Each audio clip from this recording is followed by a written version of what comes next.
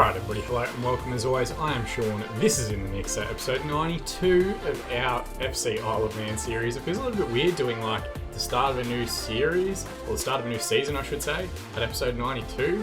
But with playoffs last week, that's just how the way everything unfolded. It feels weird releasing this one on a Tuesday. Of course, if you're watching this in a playlist, you got no idea what I'm talking about.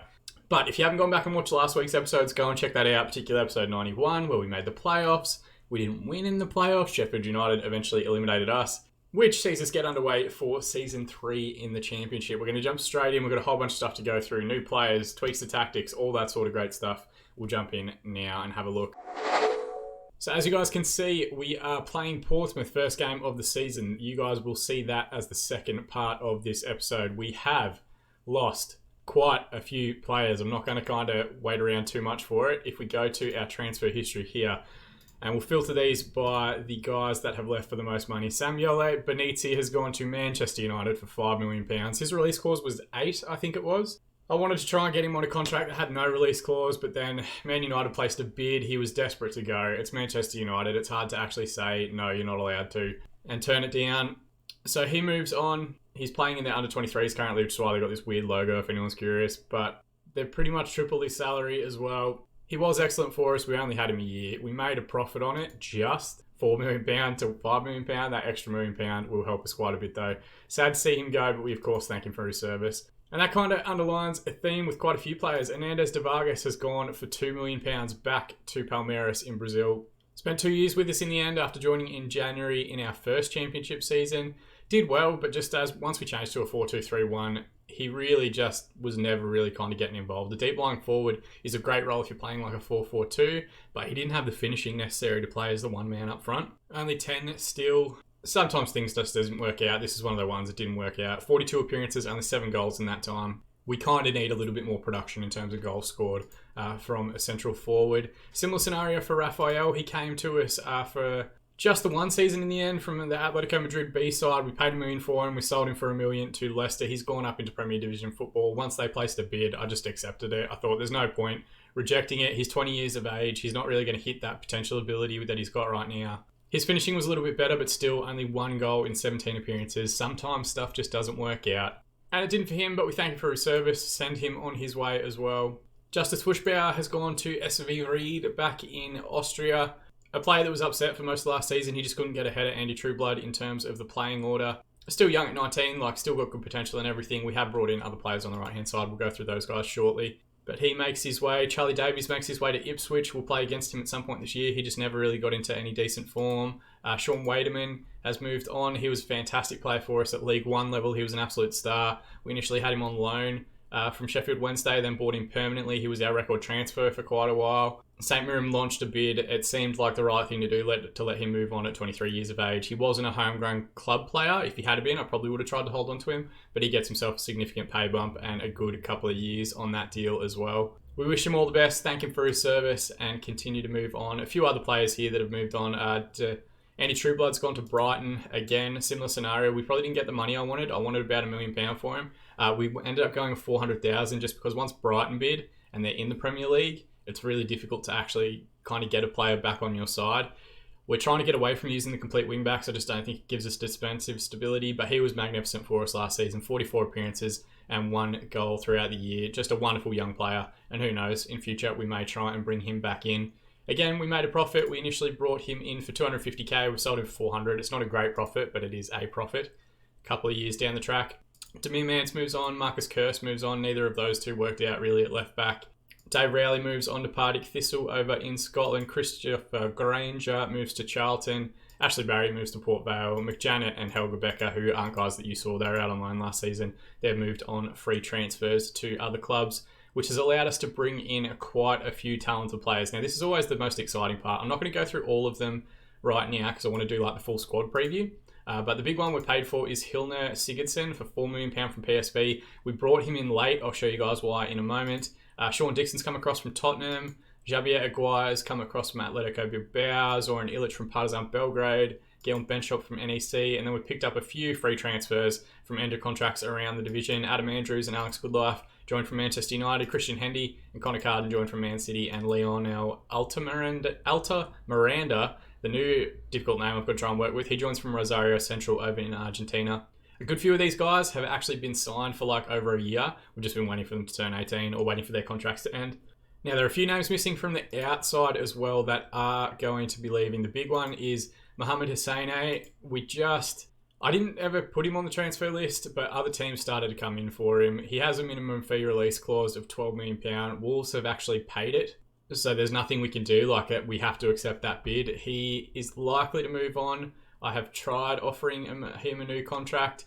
He wants to go and play in the Premier League, and it's very hard to argue against that. The other one that I'm trying to get rid of is Mohamed Dilipur. He came in, cracked the shits immediately, has been a pain in the ass, got injured, and then when we came back for pre-season, he was upset again, saying that he wanted to leave. So I've just tried to move him on, effectively.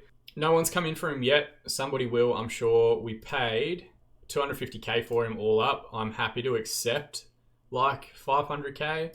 And we might actually, they're saying $5 million. I'm happy to accept $500K. We did have a whole bunch of bids come in for him, which is why he initially got upset and is unhappy. But then the board rejected them. I accepted them saying, yep, that's fine. We'll accept that money. We'll take that cash. But then the board said it wasn't enough money and they want ridiculous amounts for him. I will try and move him on, but effectively Hosseini and Mohamed Dilipur, I'm going to put them down in under 23s. They're not going to be part of the squad this season. It does leave us with 21 current players. I am trying to bring in an additional player who I'll go through in a moment, but we have a relatively strong lineup. We might mix it up. We'll look at it tactically so you guys can see all the faces. This is effectively the starting lineup that I think we'll have for the majority of the season. In goal, of course, we've got Tim Kubis. He was magnificent for us last season. Jumped up from being like a 3-star current ability player to 4-star in a year of football. 46 appearances, only conceded 50 goals in that time. A wonderful return from a teenage goalkeeper. He's going to get another season between the sticks. I'm hopeful we can kind of hold on to him. And if we get promoted this season, I think he's ready to go up to Premier League football to continue his development. He will be, 20, turning 21 next season in the Premier League. It's a good time to be jumping up a divisional level. And hopefully we can get a similar production out of him again. Vigan Voskanian, we've had him for a couple of seasons. The Armenian full international. Still 2-star current ability, 4.5-star potential at 19. I don't think he's going to hit that potential ability. We're just not playing him often enough. But we may give him a run in cup competitions this season. Try and hold on to him. He's a worthy backup and a decent understudy option to have. At right back, we've signed Guillaume Benchop, who's come across from NEC Nijmegen in over... I'll probably butcher the pronunciation of that. As always, pronunciations. Drop it in the comment section below if I get one super offensively wrong. He's a little bit more comfortable as a wing-back on defend, which is what I want. I think he has a higher ceiling as well at 18 years of age. We signed him 2 years ago, I think, when he was 16, and it's taken this long for him to actually arrive. Based on his birthday, but we've got him for 3 seasons. He's played consistent football for NEC over the last couple of seasons. He's got wonderful primary attributes. These ones you see here in green. Everything is in double figures for an 18-year-old player. That is immense. A couple of the supplementary ones aren't as high, but they'll come with time as we give him games. And I think the first Dutchman to join the ranks as well. The backup for him at right back will be Sean Dixon, who initially I was trying to sign him at the end of his contract. We ended up having to pay compensation to Tottenham for him, but $750K, that's fine. We can deal with that.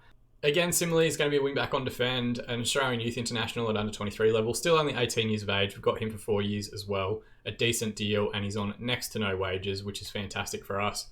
Over at left back, we've signed Alex Goodlife, who is one of the free transfers that's come across from Manchester United. They've made a first team appearance for them in 2 years in their academy. 2-star current ability, 5-star potential. Can play as a complete wing-back, can play as a wing-back on defend, which is how we want to use him. I like the left-footed balance of players on the left-hand side being able to use their left foot. He's also pretty strong on his right foot as well. Good physical attributes, mental attributes are okay. Technique is where he needs the most work, but we're going to give him time. 18 years of age, got him on a couple of year deal, and we've got good flexibility because we've still managed to retain Christian Hernandez, who came back in January of last season after a loan spell back in Venezuela. He's comfortable in the wing-back defend role, a little bit better technically, probably a little bit better mentally and physically as well. Looking at the attributes, maybe I should be starting him ahead of Goodlife, but I'll stick with it for the time being. But just a very, very good player, very solid player as well. He's been fantastic for us since he came in. In central defence, we've reverted to an old partnership, but mainly because when we came back after the season kind of ticked over into the next year, Jason Grassinger had gone up like a full star level. So he's 3.5-star current ability now, 5-star potential, still 19 years of age, even though he's been at the club now for 3 seasons. 18 tackling, I think, is immense. Physically, he's a bit of a beast as well. I want to try and get him and his partner, George Escobar, working together as a good central defensive partnership. We've got them both on a few more years in their deals. They're both still young. They both still have relatively high potential and good current ability. We're going to give them an opportunity, and I'm going to get away from playing ball-playing defenders at the back because I don't think at the championship level it's quite necessary just yet. Mohamed Dillapor leaving opens up a space at the back. We've managed to retain Tyrone Taylor. He's one of now 2 homegrown club players that played for 3 seasons before the age of 21. So we're going to keep him around. He's still, I think he's only at 3-star current ability, which is pretty much where he's going to stay. He's at his level, but he'll be more than capable as a deputy at the back. And then the one that we've splashed a little bit of cash on, £4 million for Hjalmar Sigurdsson, has been at PSV and then young PSV. Looks to be a very high potential Icelandic central defender. And look at that massive draw on him as well. As always, all these Facepacks are made by Chilled Moose. Go and check out her link in the description below. Check out her Twitter, support her on Patreon. It helps a tremendous amount with the immersion in the game. I'm loving these Facepacks so far. But he looks to have very good physical attributes, very good mental attributes, very good technical attributes. More than capable as being a third choice. The reason Taylor's on the bench is because he's that homegrown club player. It helps with our squad registration rules, all that sort of stuff as well. Moving into midfield, we are short 1 central midfielder at the moment. There's a guy that I'm going to try and bring in. I'll show you him now, named Lars Torp, who we're trying to bring in from Molde under 19s over in Norway. Looks to be a relatively solid left-footed central midfielder. Can play as a deep line playmaker on defend, which is where I want to try and bring him in for. Only 17. He's got a little bit of time before we need him to be ready for first team football, but even at 17, 193 centimetres, 82 kilos. He's a big boy, a big proper midfield destroyer. That we're going to try and bring him. He's effectively replacing Mohamed Hosseini, but what will happen is the Wolf will start the majority of the games at the moment. He's into his 5th season with the club now, still only 21 somehow. He's been an absolute beast for us since he signed from Liverpool. He's the captain of the club, and probably my favourite player of the series so far, which is high praise because we've had some phenomenal players throughout the course of the years. George Madrigal will continue as the central midfielder. I want to get that link going for both the PSG save, where we went undefeated, for the England save from a couple of weeks ago, where we won the Euros. We had a deep line playmaker on defend, and then a Mazzaya trying to link midfield and attack. And I think that worked really well for us. So neither of these guys are super comfortable in their roles right now, but I want to start us getting that midfield partnership going and getting them working towards those particular player roles, which is what's going to continue. We've also picked up Christian Hendy, who has joined from Manchester City, 18-year-old English player. We did mention at the start towards the end of last season, we want to get more English players in so that we meet those homegrown rules that are required by the division for both registrations in the Championship and eventually if we get there in the Premier League as well. 2-star current ability, 4.5-star potential. Definitely a 4th choice as far as central midfield is concerned, but can play as a Mazzaya, can play as a box-to-box, can play as a central midfielder. He's got very good versatility across a variety of roles. And while some of his key stats are a little bit short, he's got a lot of really good supplementary stats here, like good crossing, good heading, good flair, leadership, stuff that's not necessarily important for what we're asking him to do, but definitely stuff that kind of flashes out at you when you look at someone's individual traits. Moving a little bit further forward, at the 10, we have brought in Javier Aguirre, our first Spanish player to join Isle of Man. He has come across from Atletico Bilbao. He's only played in their C and B squad so far, no first team appearances, but got pretty much full season with the B team last year.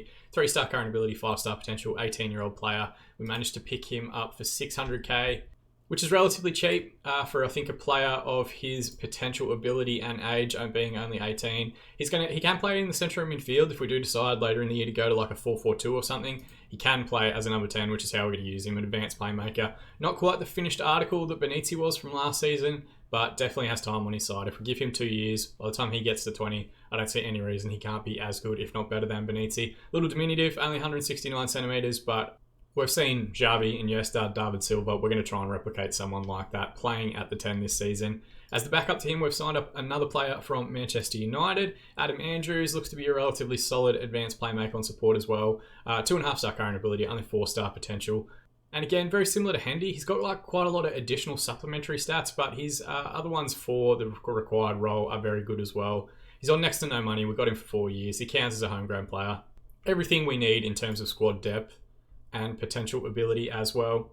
Moving to the wings, we've got 2 Serbian wingers on either side. Goran Petrovic, who of course joined us last season in January, came across from Partizan Belgrade, scored 6 goals in 22 appearances. And I think his signing was one of the big reasons that we actually went on that late season run and made it into the playoffs.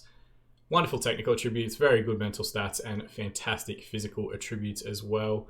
Just a beast of a player, still only 18 years of age. Still got him for another 3 seasons. He's on bugger all cash a week. We're going to give him as much time as we can on that right-hand side to develop in and become the player that we want him to be. His backup on the right-hand side will be Stuart Dorber, who is 20 years of age now. We've had him for a couple of seasons after picking him up on a free from Manchester City. You can see, I think he's starting to hit his ceiling a little bit. We have been training him as a right winger for 3 years, and he's finally now able to do it at a decent rate and a decent clip. Technique does need a little bit of work, but mentally he's alright. Physically he's decent enough anyway. And as far as backup options go, he's going to be fantastic for us, and he qualifies as a homegrown player as well.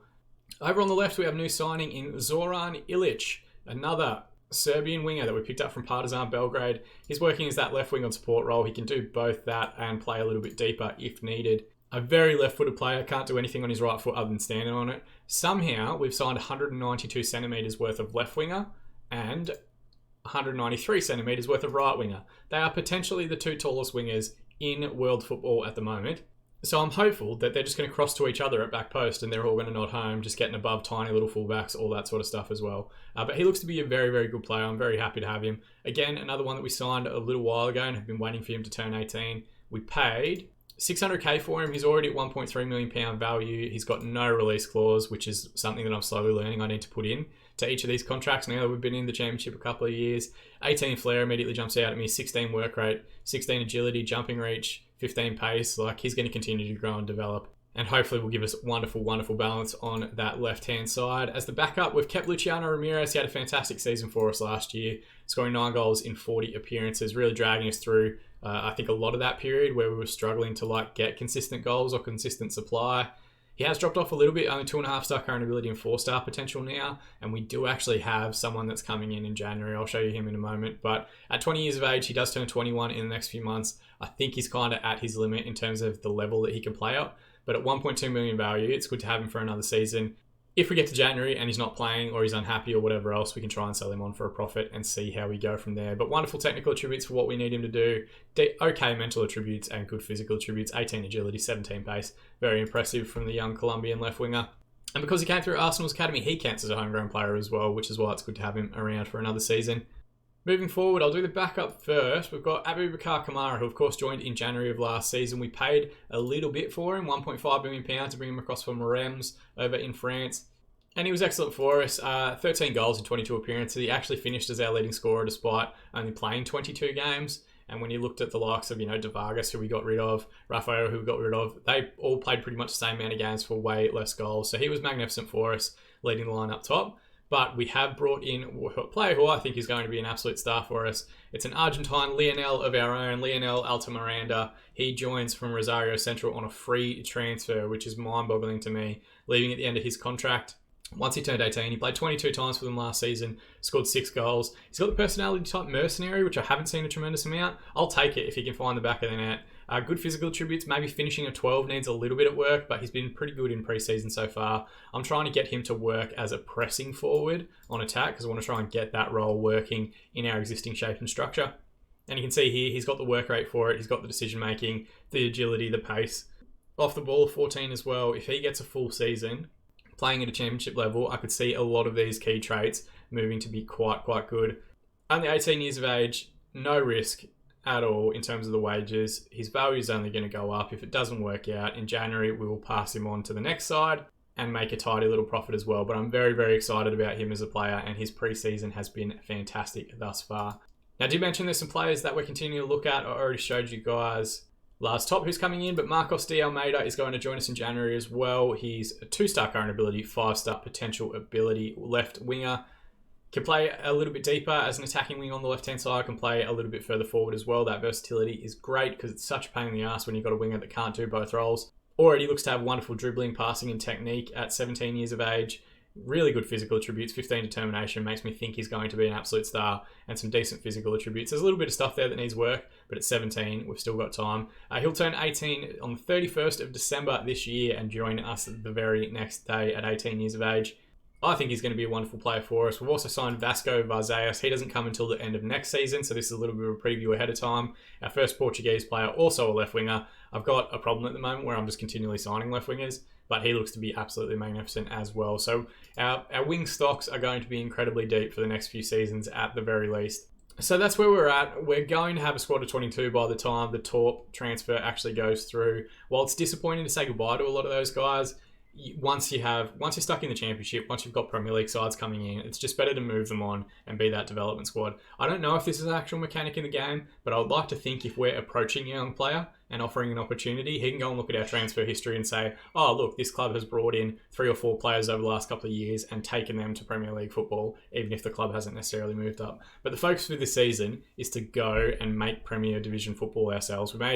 We stayed in the division the first year. We made the playoffs last year. This year, I really want to have a title push. I think we have a strong lineup. It is going to take some time for them to gel. I have to remain patient. But we've got a good core of players that are like 18, 19 years of age. We've got a few players now that have played a couple of seasons at a championship level. I think we're at that point where we're ready to go for like a proper push towards the league and the division itself. As far as the preseason schedule is concerned, we played some lower division sides for our preseason training camp, which was around the northwest of England.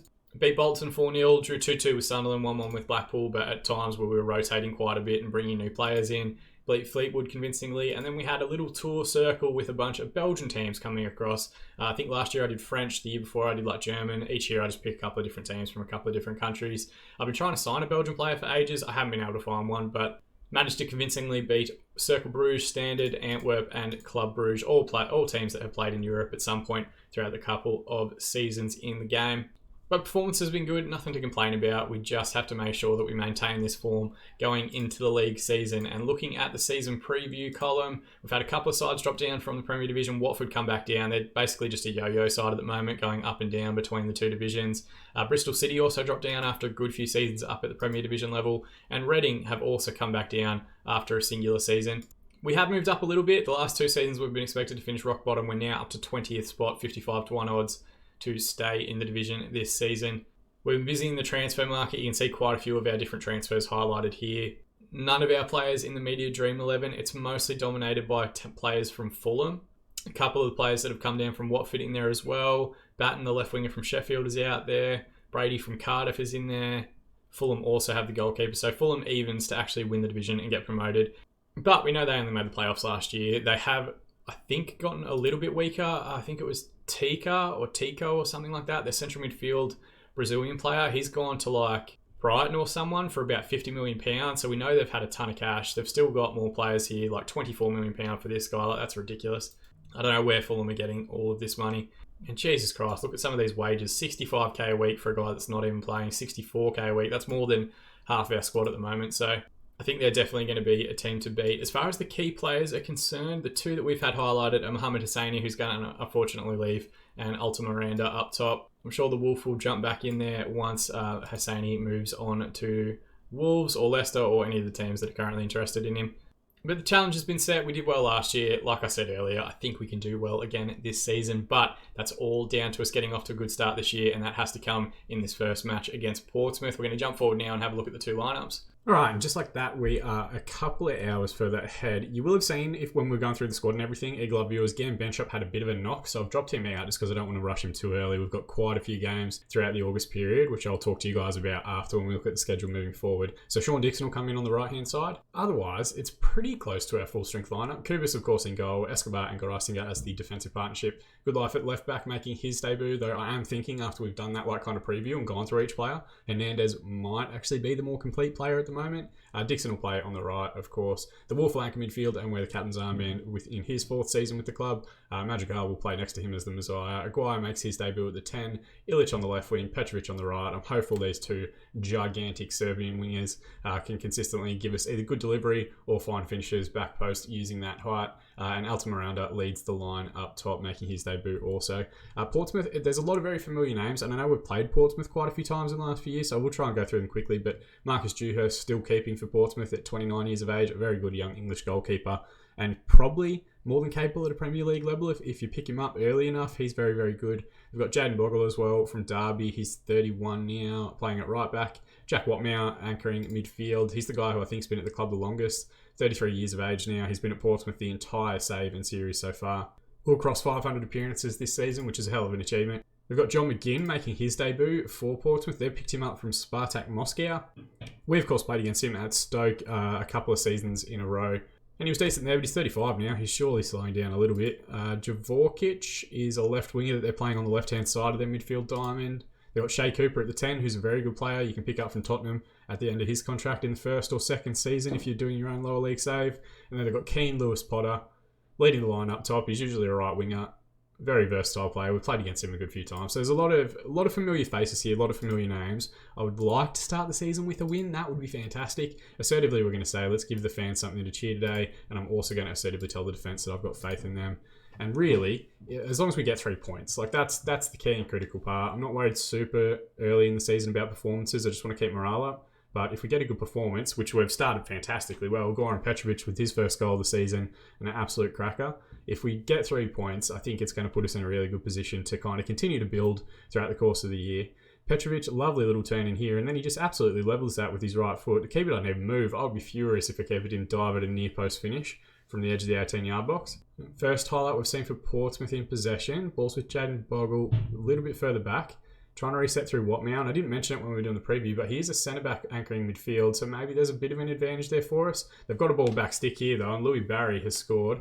Is Louis Barry the kid at Barcelona? He is indeed. He's the young West Brom forward who comes through the Barcelona Academy. He's then been at Leicester, at Oud Heverlee Leuven in Belgium, and now he's been at Portsmouth for a good few seasons, so he's got a hell of a pedigree coming through the La Masia Academy, and it was just poor defensive rotations here. Cooper puts the ball out to Bogle, and then I think we're slow getting out to him, and then there's no one back stick. Everybody misses their headers. Who's that player there? Is that the Wolf? No, it's Escobar, who looked to have missed it completely and let it run, but Dixon shouldn't have been caught goal side either. Free kick now for Portsmouth, towards back stick, Greising with a good header away, and we've got a 3v2 here if we work the ball correctly here. Illich comes forward on the right-hand side. He's going to need to get back on his favoured left foot. Goes to strike himself, clips the near post, and it's scrambled away by Bogle in the end. Through 30 minutes now, we're going to use our get creative shout. We just haven't created enough shots on target, I think is the main issue. Both sides looking relatively even in shots taken. Aguirre with the ball now, back to Goodlife from the throw-in. Now we find the Wolf.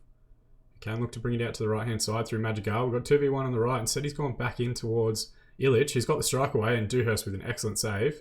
Bell recovers for Portsmouth, and the highlight comes to an end. Thrown on the right-hand side for us. Dixon finds Aguirre, who's getting into good little pockets of space. Ball down the channel for Altamiranda. He's going to need to slow down and wait for some support.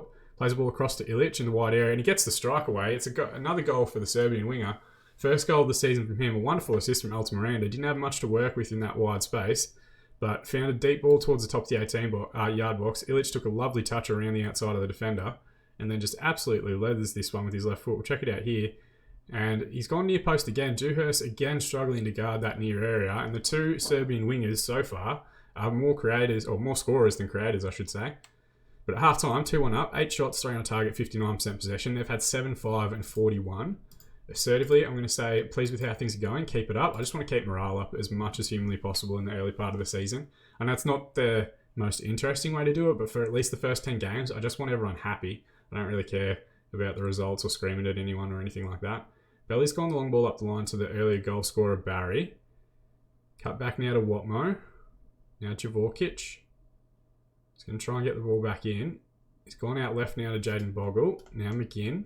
Just stand him up, boys. He sent him all the way back to Belly, and Petrovic has done very well to read the play and recover possession. Can he square it up to Altamiranda in the middle? Find the cutback. Instead, Brennan's made a good tackle. Falls to Petrovic again, though. He's put it towards Altamiranda now, and the near post header just over the crossbar. Right-hand side now. We're getting towards the hour mark, so we will look at subs shortly. Dixon with the ball. Plays it back through the Wolf at the base of midfield. Oh, he's given it back away to Barry, and their goal side here, Barry bursting away from the defensive line, and he's found the finish. That's poor goalkeeping, to be honest.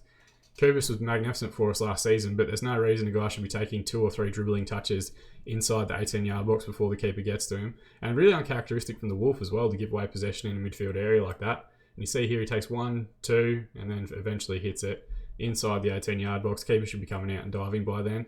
But Louis Barry, if you need a decent left winger or forward, he looks like to be a decent option. We're going to have a look at our subs here. We've got 2 yellow cards we have to keep an eye on. Sean Dixon's one is a concern, but I'll trust him. As far as the rest are concerned, Goodlife is having a poor game. We'll bring on Hernandez. Aguire's been a bit quiet. I might hold off on that one. The Wolf hasn't had a great game either. Madrigal hasn't had a great game. So there's a few players here that are actually not having their best performances, particularly through the middle. We'll go by performance. We'll take off Aguirre. We'll bring on Adam Andrews, the X-Man United, number 10. And I might hold off on the last sub for the last few minutes in case we want to try and push on and try and find a winner. Had a highlight there, I think it was Illich back post, but Dewhurst saved. And he used that get creative shout as well with about 20 minutes remaining. At home, we should be beating Portsmouth. I don't think they're expected to turn over any teams this season, and they do have a much older lineup. We're into the last 10 minutes now. We're going to use our demand more shout. What can we try and do here later on? We've got a throw in, left-hand side. Hernandez finds Andrews. Reverse pass to Hernandez is a good one. Ball across now to Madrigal. We've got 2v1 on the right if we work this correctly. He finds Petrovic now, who needs to square it back up. Instead, he's gone himself, but the keeper spilled it, and it's a first goal of the season and a goal on debut for the little Argentine Lionel Altamiranda. A wonderful, wonderful effort from him, and good work again from Petrovic. I would have liked to have seen him square it up, but in the end, we've got the goal, so I'm not going to complain. Petrovic strikes from wide areas, kill us, but Dewhurst pushes it straight into the path of Altamiranda, who side foots that one into the back of the empty net. And hopefully, with 10 minutes remaining, we can hold on here and try and defend this lead a little bit. Not sure what this is. Illich with a strike from distance from the free kick. Not a bad effort, and he scored as well. Second goal of the game and on his debut. A wonderful, wonderful effort.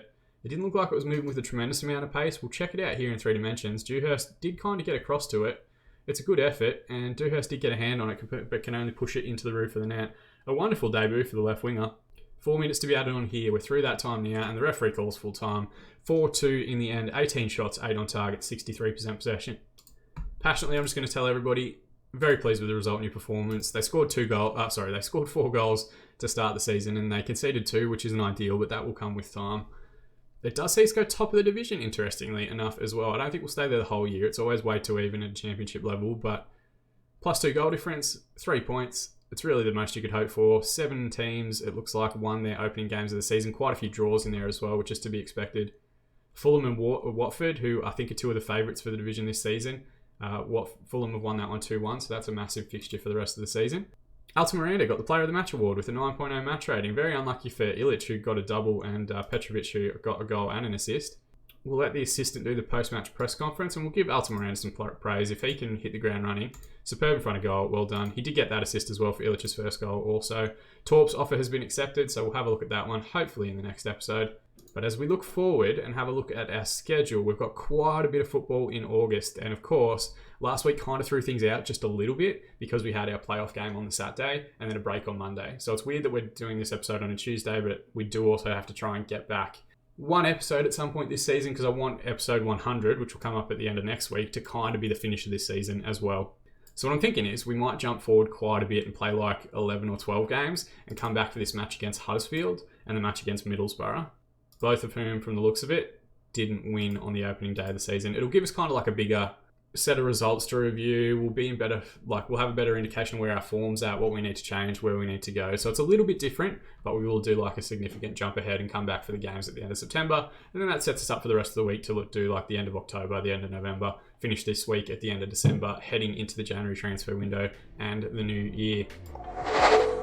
As always, guys, thank you so much for watching. That's the part that I appreciate the most. If you want to go the extra mile, be one of those super fans that support the channel above and beyond what they need to do normally, you can drop a like on this video to get it higher in YouTube search results, grow the community a little bit. You can also subscribe to the channel if you want to be kept up to date on all of our future videos. But the bit that means most to me is you spending the time watching. So thank you so much. I've been Sean, and I'll see you all again in the mixer.